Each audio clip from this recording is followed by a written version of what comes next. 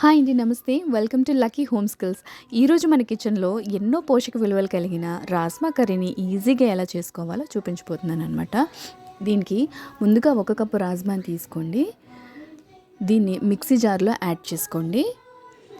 1, 2 pulses ఇస్తూ రాజ్మాని ముక్క చెక్కలాగా చేసుకోవాలన్నమాట. మరీ ఎక్కువగా గ్రైండ్ చేస్తే రాజ్మా అనేది పౌడర్ అయిపోతుంది, గుర్తుపెట్టుకోండి. ఇలా ముక్క చెక్కలాగా అయిన రాజ్మాని నీట్‌గా వాష్ చేసుకోండి. అందులోకి ఒక పెద్ద సైజు టమాటా, 8 పచ్చిమిర్చి, అలాగే రుచికి సరిపడా సాల్ట్‌ని యాడ్ చేస్తున్నాను. దీంట్లో మనం కారం వాడం కాబట్టి మీకు టేస్ట్‌కి సరిపడా పచ్చిమిర్చి యాడ్ చేసుకోండి. కుక్కర్‌లో పెట్టుకొని ఒక 3 విజిల్స్ వచ్చేదాకా ఉడికించుకొని పెట్టుకోండి.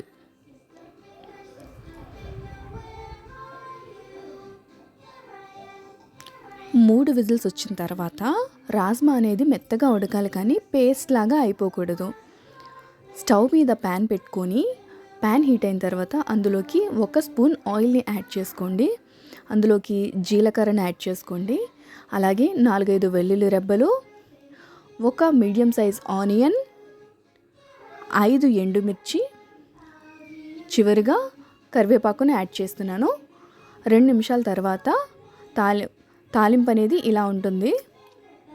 ఆనియన్ అనేది బాగా బ్రౌన్ కలర్ వచ్చిన తర్వాత మాత్రమే ఉడికించి పెట్టుకున్న రాజ్మాని ఇందులోకి మిక్స్ చేసుకోవాలి. మిక్స్ చేసుకొని పెట్టుకున్న వాటిని ఒక 5 నిమిషాలు బాగా మరిగించుకొని సర్వ్ చేసుకుంటే ఎంతో టేస్టీ అయిన